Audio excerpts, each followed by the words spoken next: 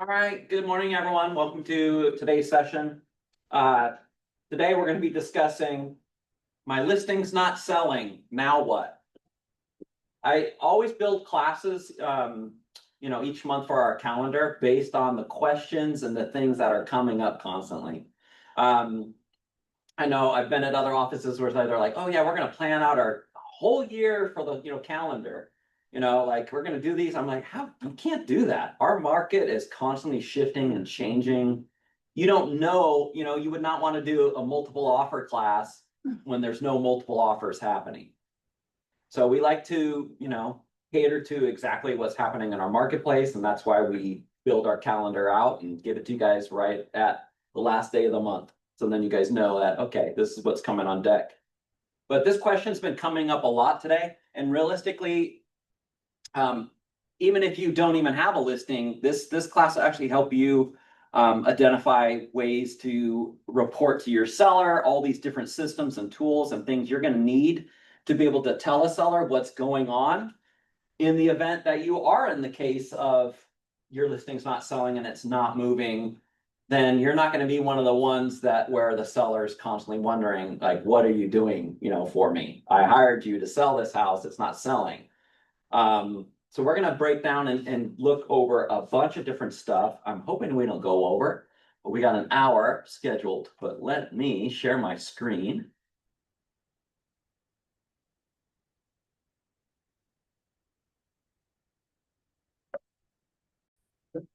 All right. Hopefully you guys can see that. All right. Yeah. All right. So first things first. Let's start from the listing itself. This is my listing. I have a listing that's not selling. Gotcha. So perfect timing to use this as an example. Been on the market for 54 days. We were listed originally, if you go to the actual history, we were 1378. We had comps all the way up to 14 with multiple offers, and we had just missed the window. Literally, there were 2 buyers that missed out on property that were, very similar to ours, and we came on the market right after the ones went pending. And right when the other buyers basically found something else is when we came on. And it's too bad too, because one of the buyers came through and said, wow, we really love this home better, but they did not like the positioning of the neighborhood. They didn't like it where it was right along the church parking lot and actually field and stuff like that. And this particular property, the church owns 2 houses on the corner of their property that they rent out to lower income. So, that they're helping families. Mm-hmm. But it was, before we went on the market, it was really bad. They went over and our sellers even asked if we could help them like re-fence, do something, because it was like very bad shape. So they ended up saying, hey, we'll fix this stuff up and get it cleaned up for you. We understand, your positioning. So they fixed it up. It looked a lot better, but it still has been one of the sticking, kind of the thorn in the side of, what buyers are saying. Just long road.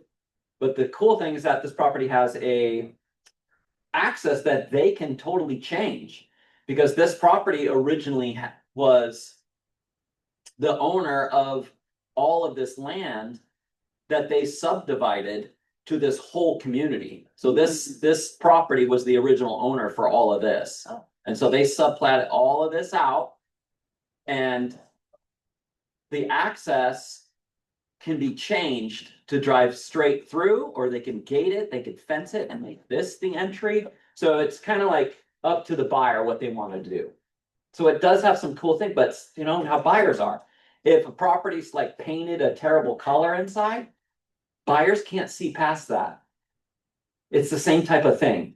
If that, okay, yeah, you think paint, color, right? That's easy. Something can be changed easily, but some buyers, they just can't see past it.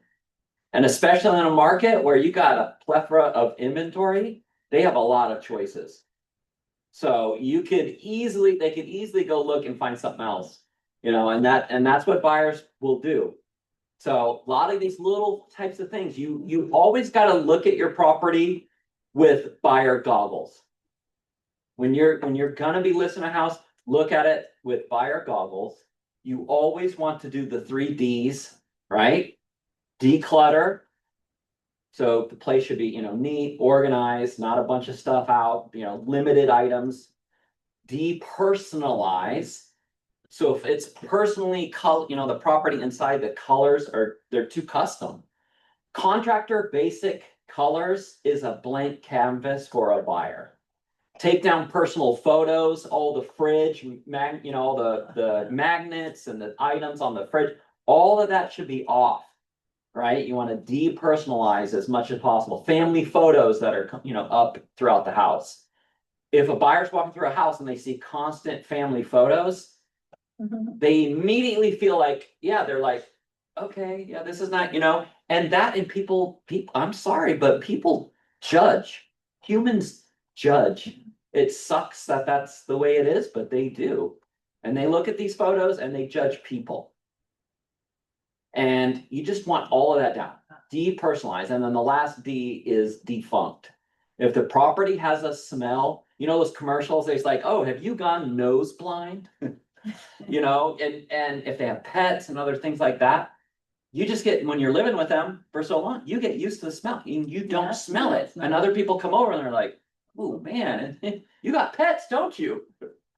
You want to make sure that it's a clean, smell. So sometimes you got to deodorize carpet. Sometimes you got to repaint. Sometimes you got to, have a special cleaning done.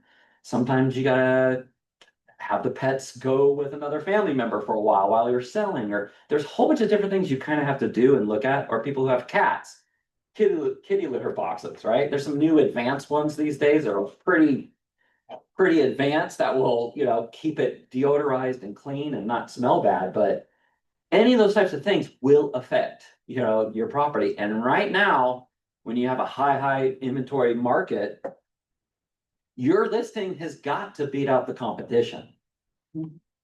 So that brings up the next point. You have to understand and know all of your competition.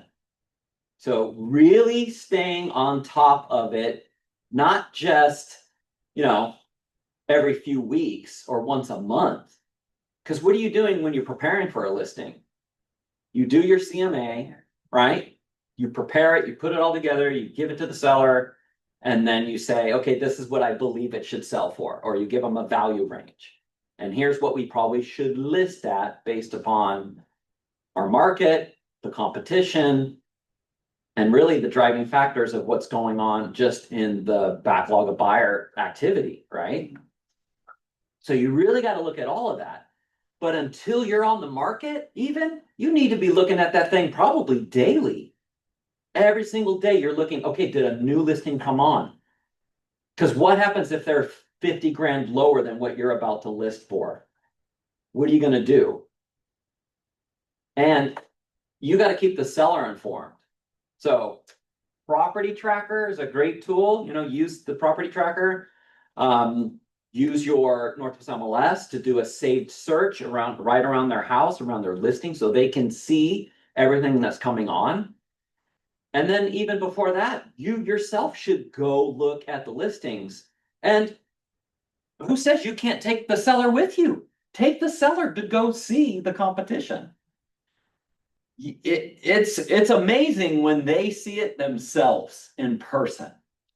Because you have to remind them that you need to put buyer goggles on.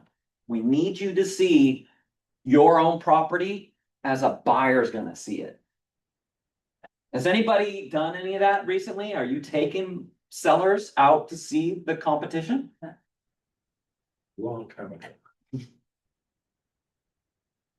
What year-ish? Do you remember? It was in the 80s. 80s. Realistically, you probably start doing that when you're in inventory, higher inventory level markets. They have got to see what buyers are going to be comparing their home with. I really think if you have not done that, try it.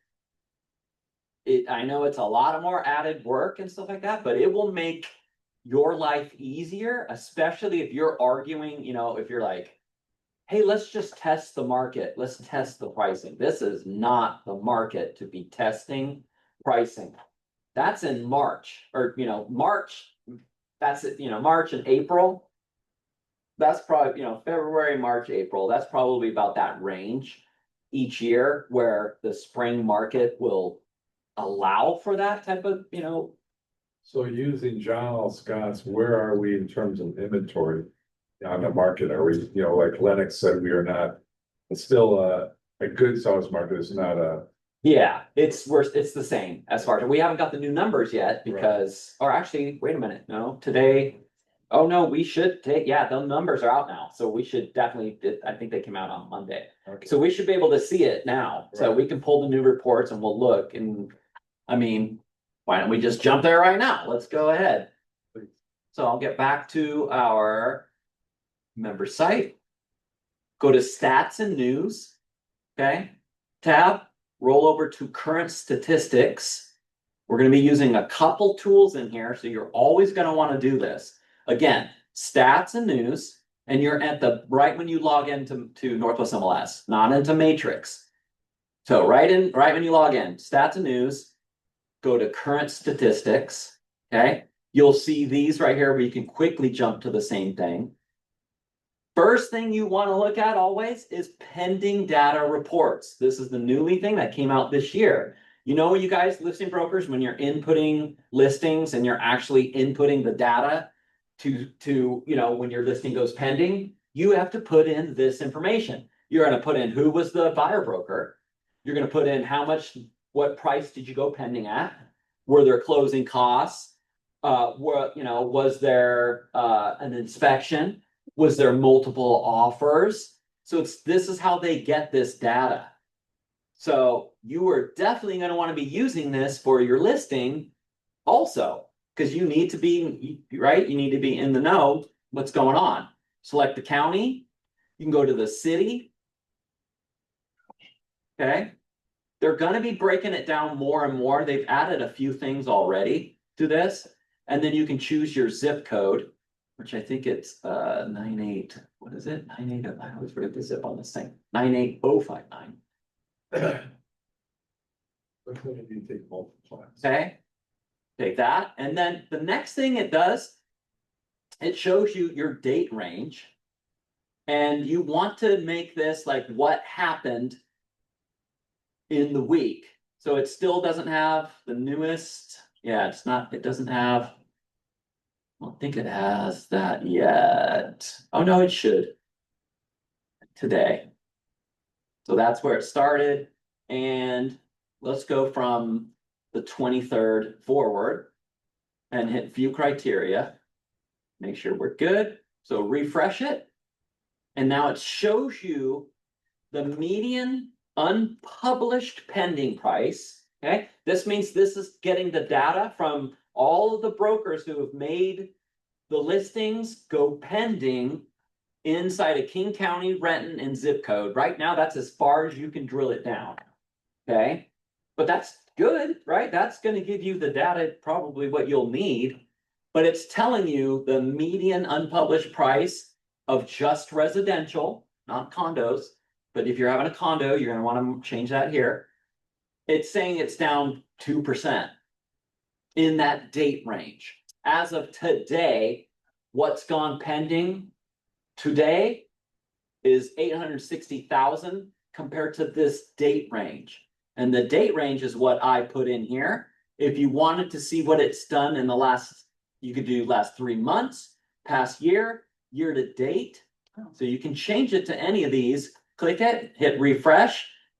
Look how much it's gone in just in the last 3 months. So remember, we always talk about, Lennox even said it too, that the spring market is where you see the highest price appreciation, but it's down 8.5% pending as of today. Whenever you're using King County. I'm not doing an area, right? I'm doing King County, city, zip. So you choose the date ranges and stuff you want, but look at this other data. Okay, now look how that you can use this both as a buyer broker, right? If you're trying to determine some pricing or maybe offer. And also as a listing broker, maybe even before you go on the market, you're gonna be watching this all the time. But look at this, here's your average unpublished pending price to the list price ratio. It's actually up a little bit, right? Now look in here, pendings with multiple offers. In that date range, 27% of them had multiple offers. But as of today, only 15%. It's down 12%. Right, in that date range. Remember, we're at 3 months right now. Past 3 months to today. Pendings with escalation addendums in the date range was 13%. But as of today, it's up 15%, barely up 2%. So it sounds like maybe some houses are getting offers and all of a sudden another buyers come in and they're getting, and they're gonna escalate to beat another offer. But it's very low. You're very low percent. My hunch is that's happening in the lower price point in there. Okay, next is pendings with a financing addendum. How many of these deals are getting a 22A?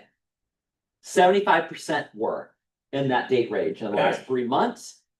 Right now, 81%. It's up 6% as of today for what's gone pending. Pendings with inspection addendums, it was 41%. So low percentage of inspections means more competition. Right. Higher percentage means less competition. So now you're at 52%. Okay, now it's up 11% are having inspection. So that's up. So you can actually take this report, you can get it as a PDF, download it, share it with your client. This is going to be something you'll be looking at quite frequently. My hunch is you'll probably want to know a few things, maybe year to date. So year to date, it's down 8.5%. So pretty close to the same for the other ones. So 14% from the, it actually went a little bit more. So it was 1 million in that area. Just the median of what was from year to date to now 860,000. So it definitely making a difference. Okay, so first and foremost, you're going to use that. Next, you're going to want to definitely scroll very down to the bottom. Okay, and you're going to get down to the monthly county reports. Okay, get down to the county you need. And these are the ones I hand out in the sales meeting each month. Okay, these are the ones I give you guys. You have what's called the comprehensive report. Don't use that one. I use the county breakout. And this goes into a PDF. Okay, bit to the width. And the first thing it shows on here is the it's residential and condo combined. You want to get to residential. And let's see, mine is what, 350? 350. Yep. So I can see there's 1.94 month supply. Median price is actually up to 960 compared to last year. It's almost 10% compared. But remember when we looked at it in the date rate, it says 1 million basically. So it's actually off a little bit. Then you've got what's closed. That's 13% up. Pendings are at 14.75% up. So it's up. It actually went up a little bit. But here's your June, 119 came on. That's last year, same time, only 77. It's a big difference. And then total active is 134 compared to last year. So it's 34% up in inventory just in this MLS area. So it's definitely, there's definitely more inventory, But the amount of buyers is off a little bit, you know, and it's just, again, we're in that still uncertainty marketplace. So you're gonna use this as well. These are another item you're gonna be giving to the seller. And you're gonna highlight and you want it to show, you know, the area number of what's going on. All right. Questions before I jump out of this types of reporting? Nothing? You guys good? Yeah. All right. So you're gonna wanna use all of those. Next, let's actually look at listing reporting itself. If you are not giving your listing reporting to your seller every single week, you are in danger of losing your listing. Because what's gonna happen is the seller's gonna go, yeah, my house has been on the market for a couple weeks now. Yeah, we've only had one showing and they did one open house.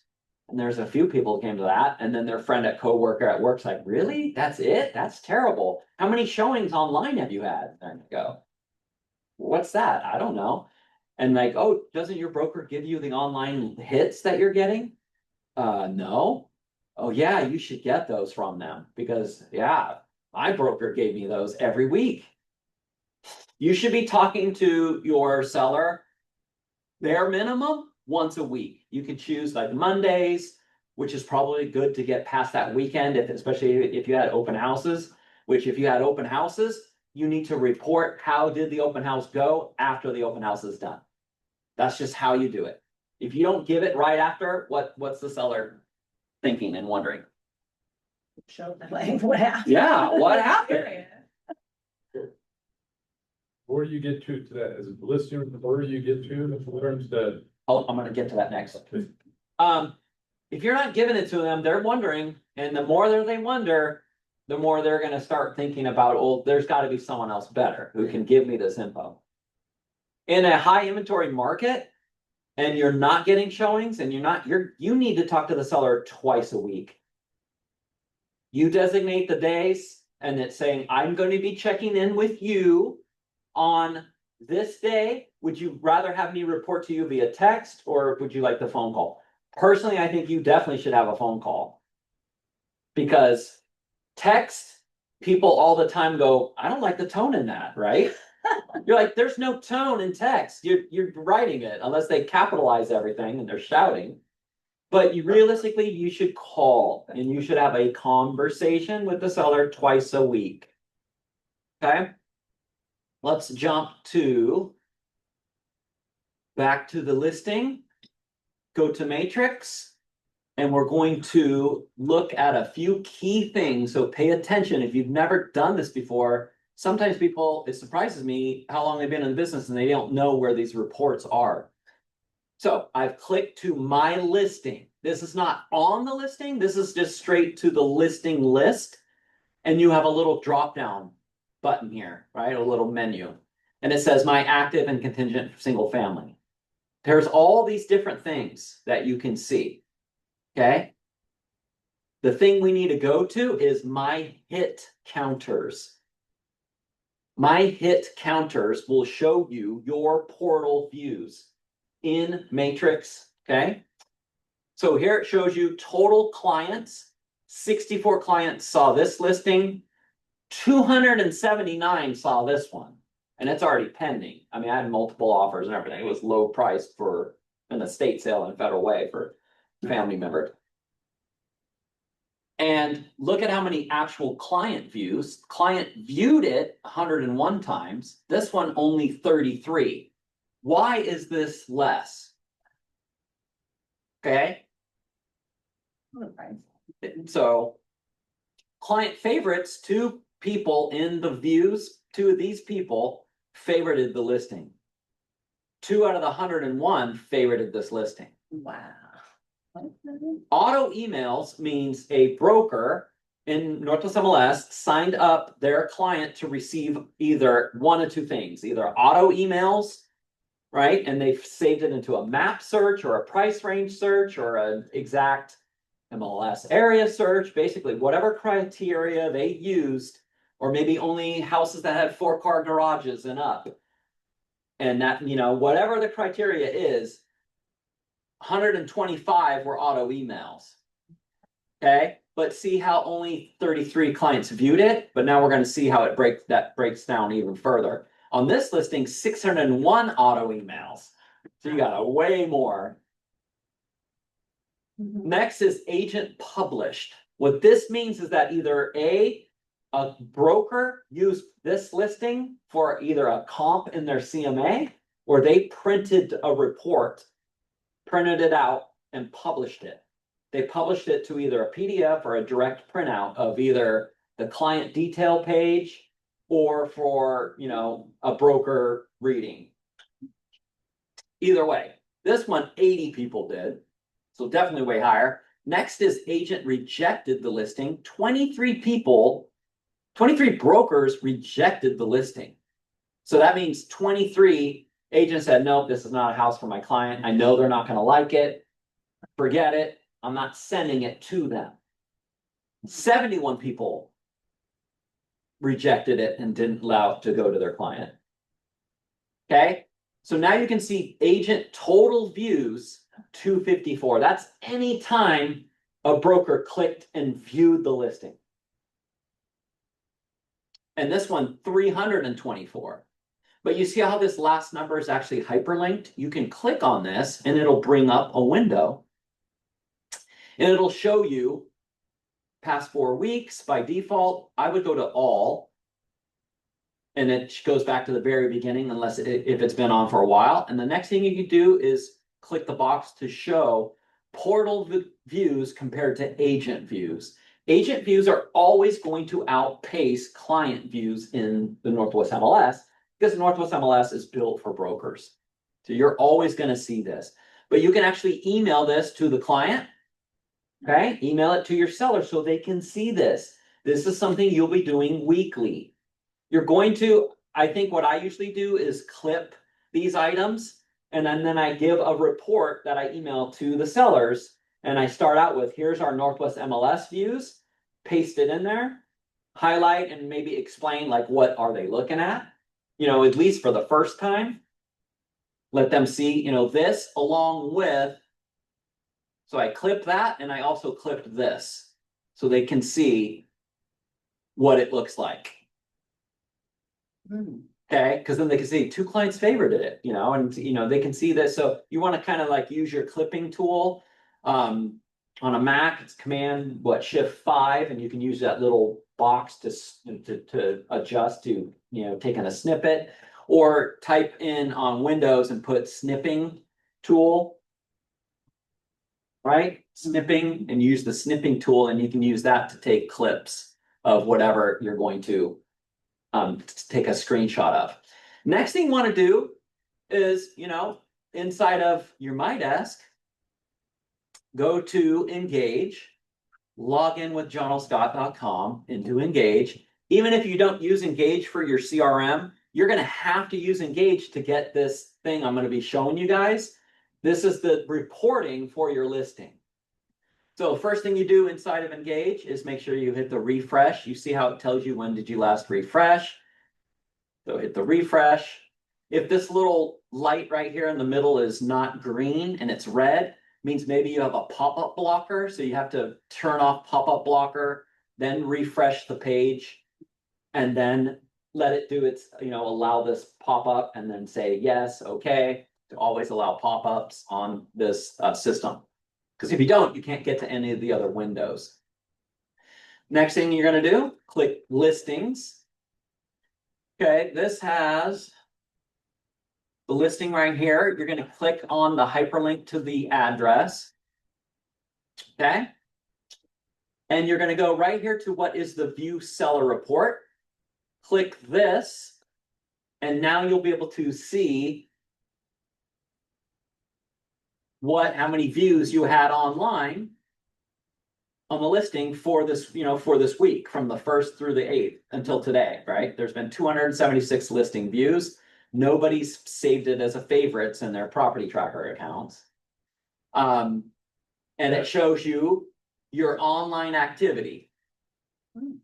Why is the online activity this high when you first come on? Why is it always the highest? That's a new listing on the market, and everybody's looking at it.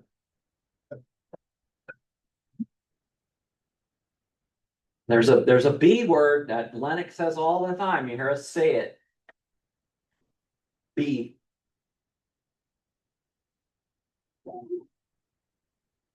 Backlog of buyers. Whenever you bring a listing on, the pool of backlog of buyers is the largest at that moment. Right?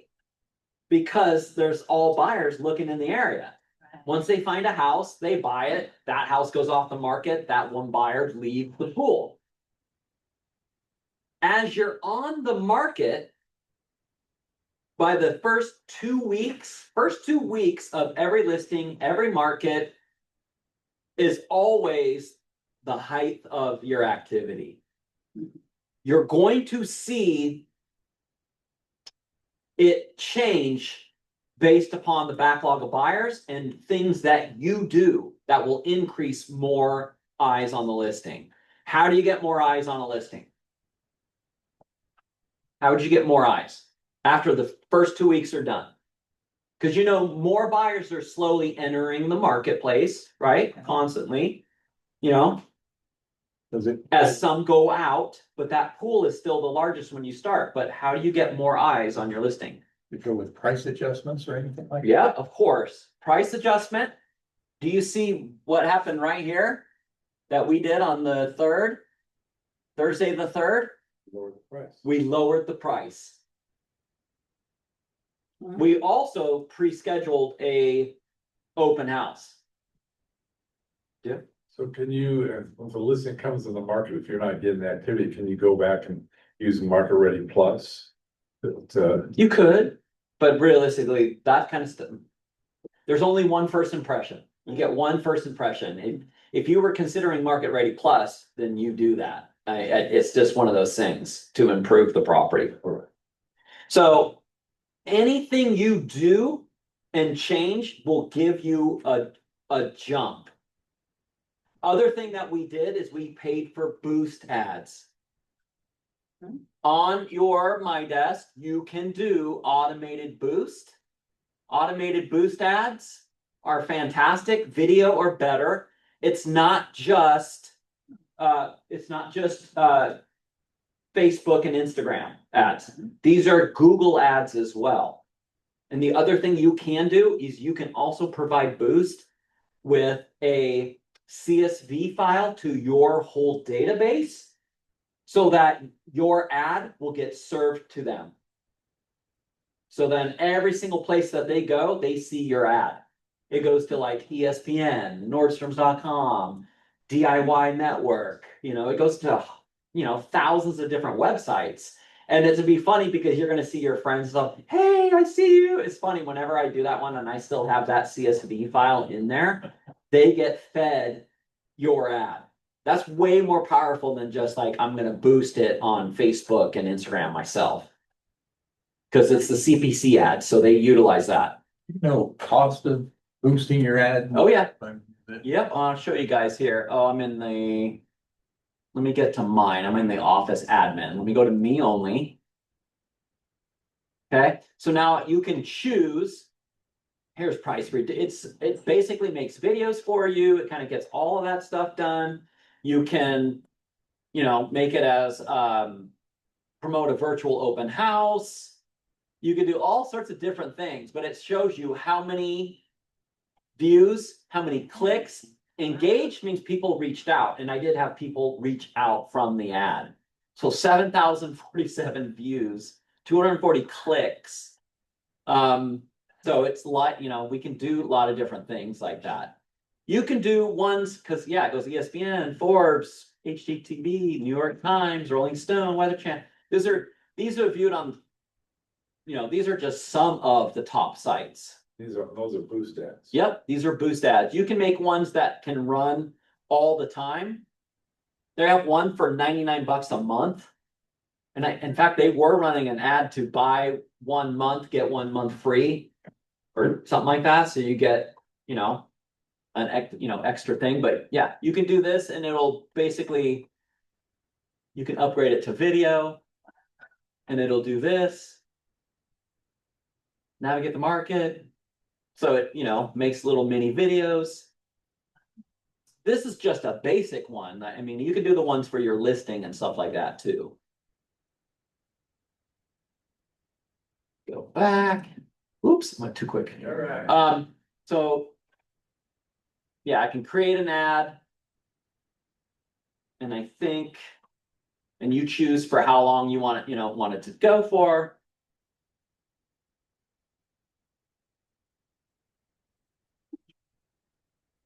Right. So you can save 15% for automate for every one of your listings to get one of these, and so it'll give a virtual tour. What's the preview for it? Oh yeah, that's what it looks like for static on that, and then there's the one for web. Here's the landing. Oh, it can't do a landing page from here. Who would pay for that? You do. Okay. Yeah, but you can do it for 7 days. It estimates how many clicks, estimates how many, actual views. And then if you want to add nextdoor.com, it'll put it to the most local nextdoor.com. So you can add that. Where do you want it to go? You can edit it to go to which page you want it to go to. And yeah, be $149 for that. So it's done. They do it for you. You can reach out to Nicole Cortinez, who's our Boost director, and she can help you customize ads too in there. She's fantastic. So if you ever need that, you can email her. All right, so back to Engage. So seller report, turn on the auto delivery every Sunday, late, afternoon, evening. Your seller will receive that report every week from you. You can add yourself too. So all you got to do is, search for your recipients. This is from Engage. This is in Engage. Yep. Remember, we went to the listing tab. So whoever, your other seller is, pick and select them. Okay. Hit add. And then make sure this is enabled. That's it. You should add yourself. So add yourself in here too, so that you get it as well. You don't want your clients getting something that you don't get. So do that. And now you can definitely see, they can get that list or get that same time that you get it. Next thing you're gonna want to look at, good old Zillow. Zillow has the lead, the hits. And it'll show, I take a snippet of what's going on in this listing, and it's been 18 days since we did the cancel and relist, which I'll talk about after this. And then 889 views, 46 saves. So pretty good, reporting for that. Redfin won't give it to you unless you are the seller. They want you to sign up to get their stuff because they want you to list with them. So brokers it won't show on the public anymore. Or if you're paying for their ads. Homes.com does the same thing. They have total views is 8,937. They're a newer player in the game. They're trying to beat Zillow. I mean, they literally they're spending millions and millions of dollars. You've seen their Super Bowl ads. I mean, they've spent a ton of dough to get more eyes. They literally have, cornered the market with apartments.com. They got Jeff Goldblum, speaking for their ads and stuff like that. So you do get, quite a few views here. You do want to sign up for every single one of these websites as a broker. Sign up for free. Do not pay for their ads. Do not pay for their leads. But you do need to have the free accounts. Because you get benefits because people can find you in those. They do show all your past sales. They can show reviews.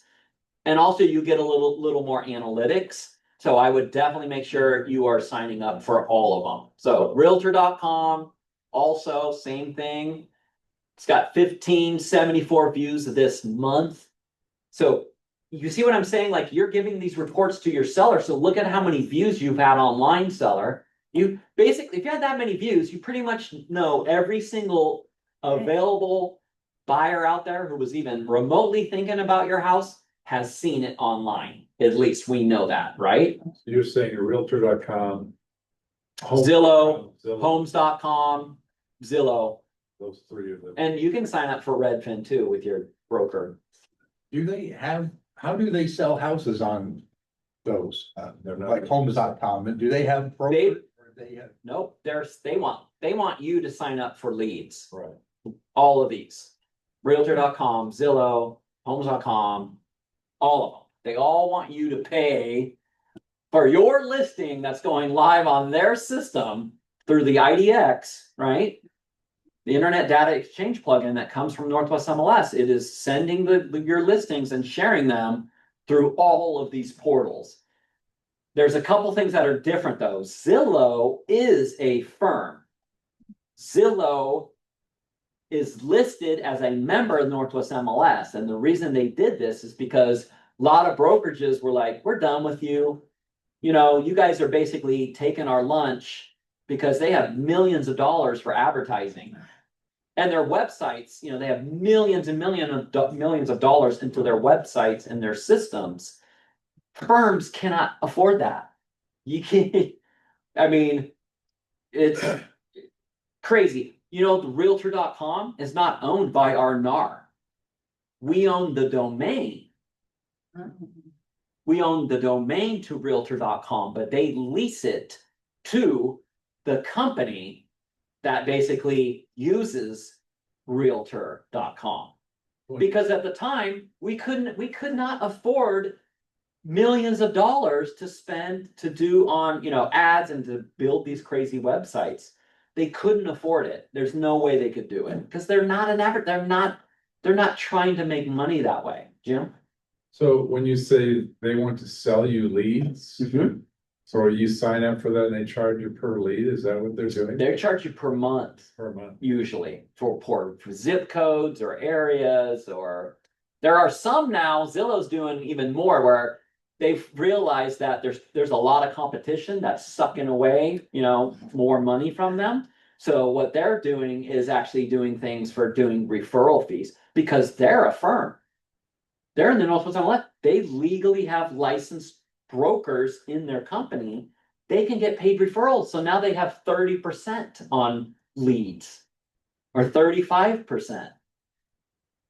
But then that's what you're paying for. You're not paying a monthly or. Right. Yeah. Well, some of them have monthly and that, so it's combination. They're getting money. Don't worry. So you need to sign up for these as brokers. Every single one of these you need to have those. It doesn't matter if you're gonna be paying, you know, worrying about paying for leads or not. You need to have all of them. Because clients use it, and that of course goes for Google Business. You absolutely should have the Google Business. I believe the Google Business reviews are still the best thing to get compared to Zillow reviews. Unless you are paying a lot of money for Zillow reviews, or excuse me, paying for leads, I would not be getting my clients going to Zillow. They are a wolf in sheep's clothing. They literally are another brokerage. They're a firm. They're gonna get your leads, you know? So I don't know, to me, Google is way better to get your reviews in. Because you can utilize those in many other ways.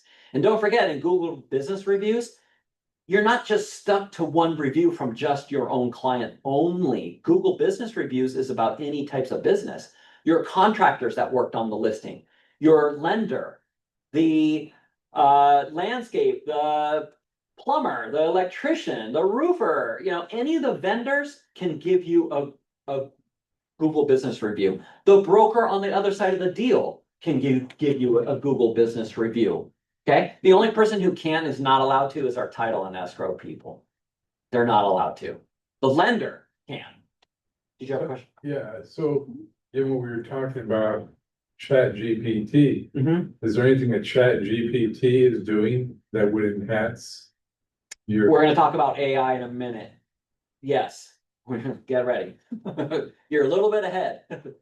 Okay, so talked about all of those. get signed up for those, give the reporting to your seller in a weekly email format by clipping those screenshots so they can, and then maybe using the highlighter tool to highlight these items so they can easily see what you're talking about. I know some brokers will add up all of the online views and say, in this week, you have had X a number of total online views, X of total online clicks. I've seen some even brokers. I know Bradley Hanson's got a really fantastic like sheet, I think he does for his sellers. And it's literally like how many total views, how many total clicks, how many total favorites, combined, a great reporting, system. You've got to do this in markets when realistically, you should be doing this anyway. But if you're not doing it in high inventory markets, that listing will probably not be yours, or if you got to cancel or relist. So next thing we want to talk about is the cancel and relist strategy. It absolutely does help to do this.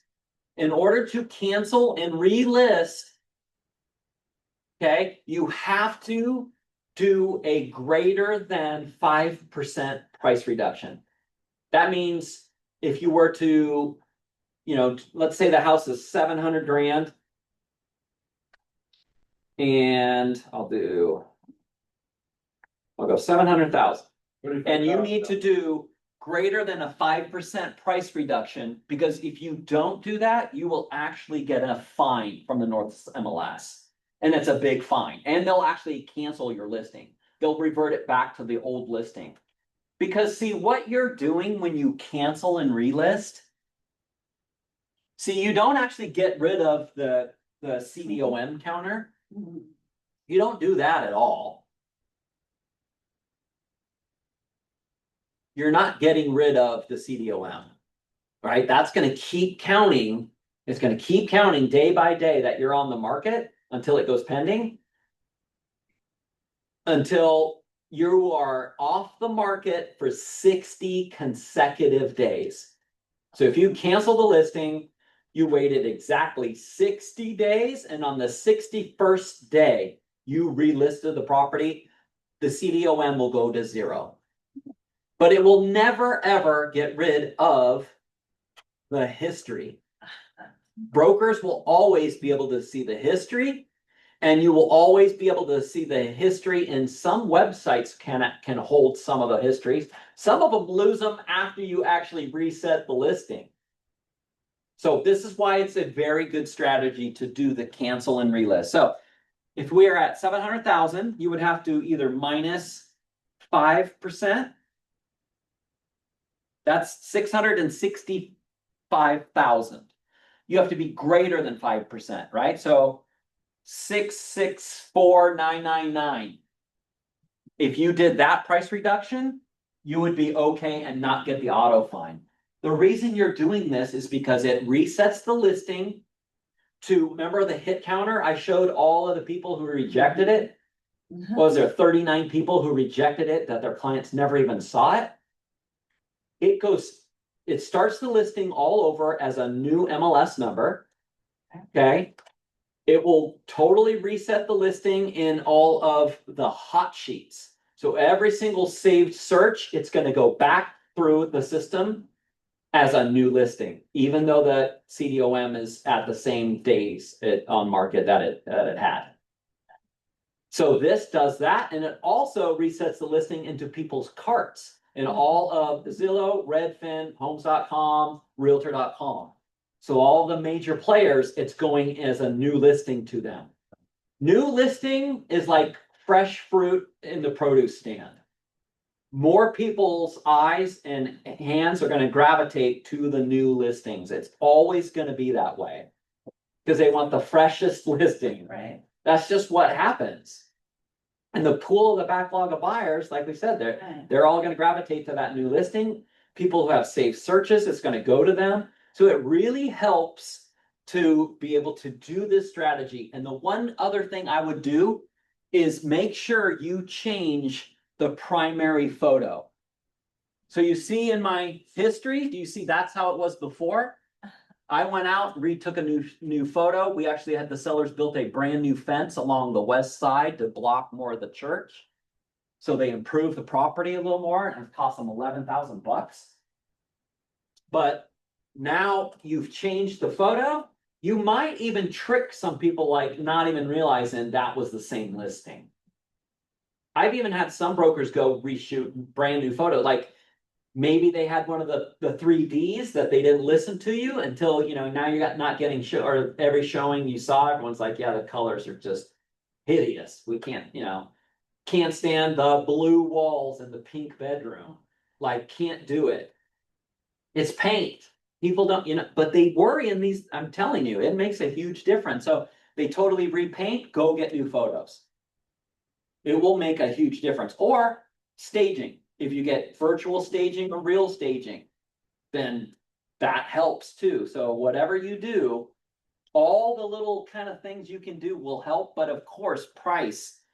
The market dictates price. I want you guys to learn that phrase. Market dictates price. How much something is worth is how much someone's willing to pay for it. Right? That is value. That is the buyers determine the value. We don't. We just help prove the value range for our sellers to understand so that we know it's going to appraise.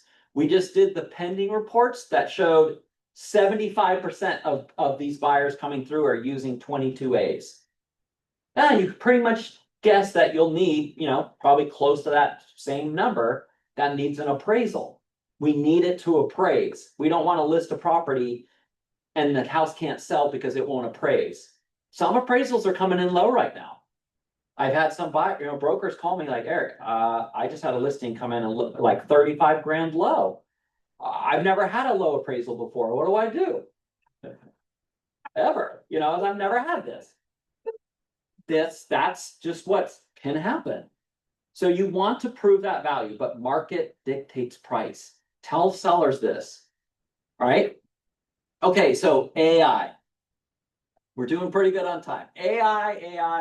All right. AI is going to continue to advance faster and faster.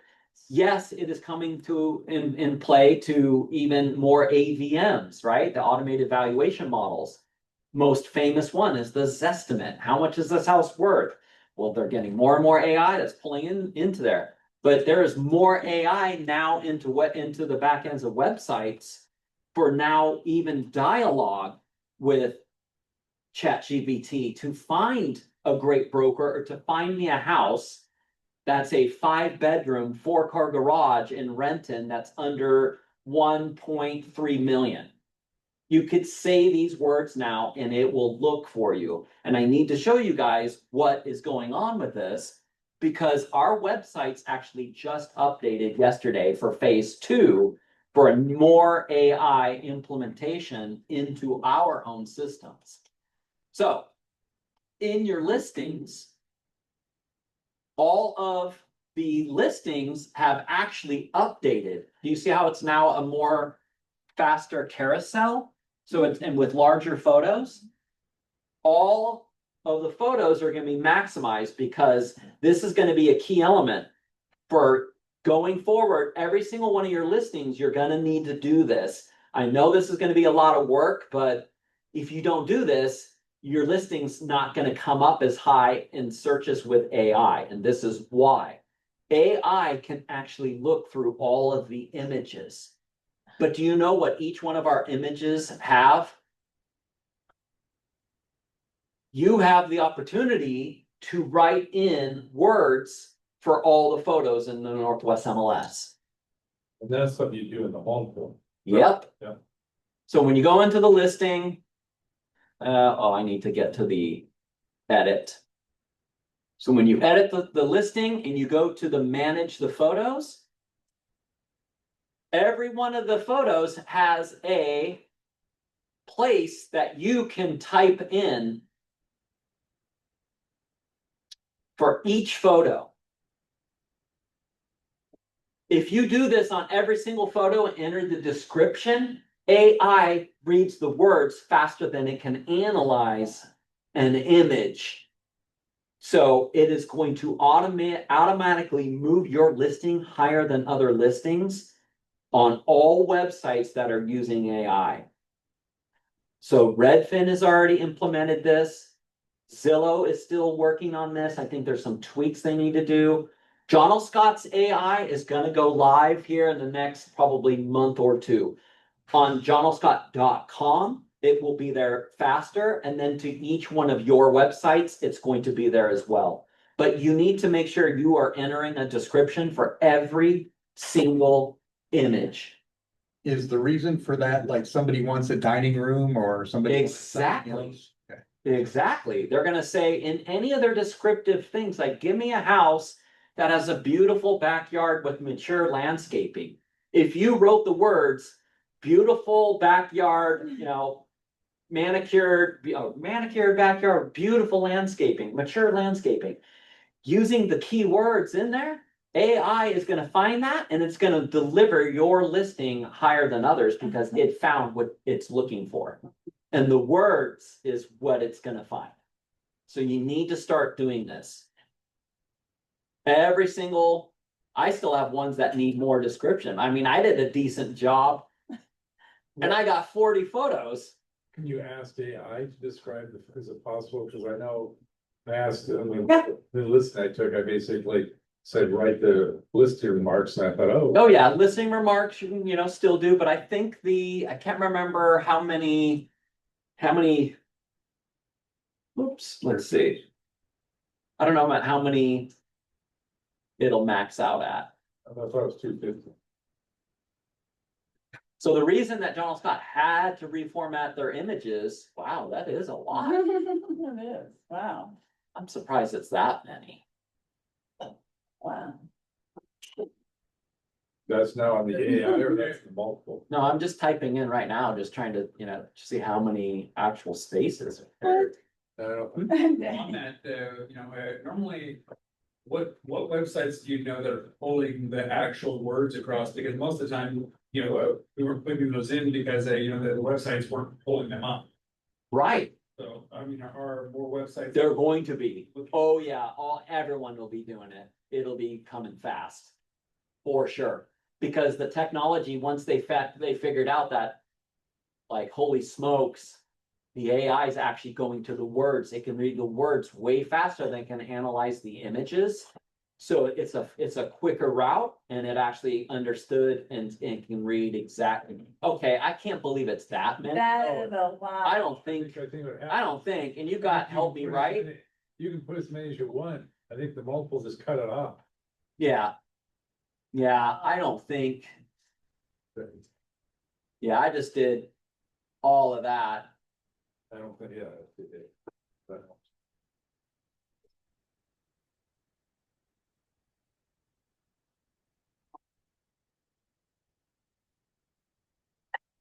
I don't know, and then you can elaborate. Formula, oh no, I got to polish it, right? Polish, and it'll say, boom. See that? And then you can replace it. Oh. It did not work.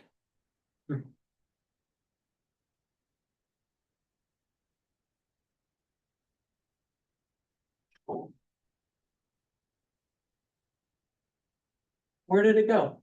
Why did it go away? Weird.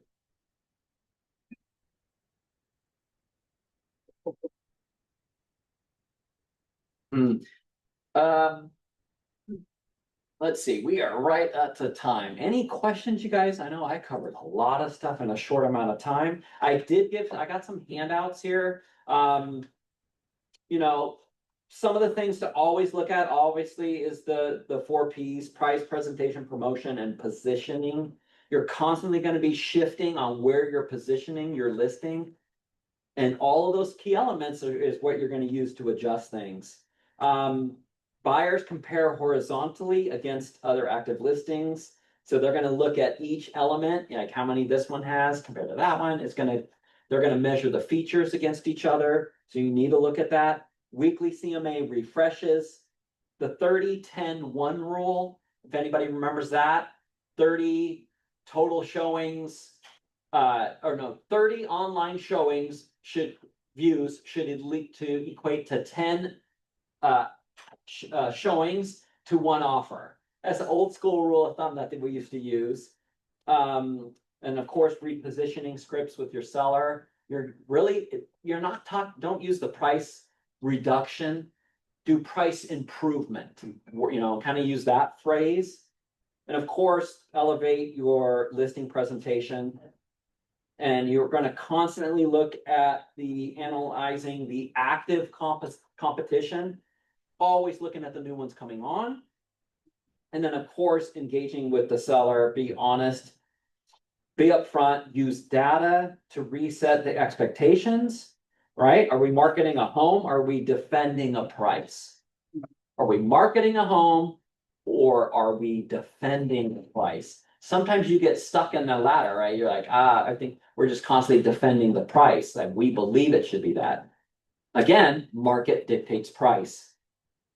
And if they want to adjust, that's where you got to make the difficult decision. Do I want to keep the listing? You got to decide. It takes a lot of effort, time, energy, money. And definitely, I think that's something that you should talk to the sellers about. Is it the right timing to even come on the market? A lot of people are telling buyers strategies right now, some that like they don't have a lot of room for, what they need to get in order to sell. And like, maybe you guys should wait until the spring market of 2026. I just don't see it right now. And then of course, interactive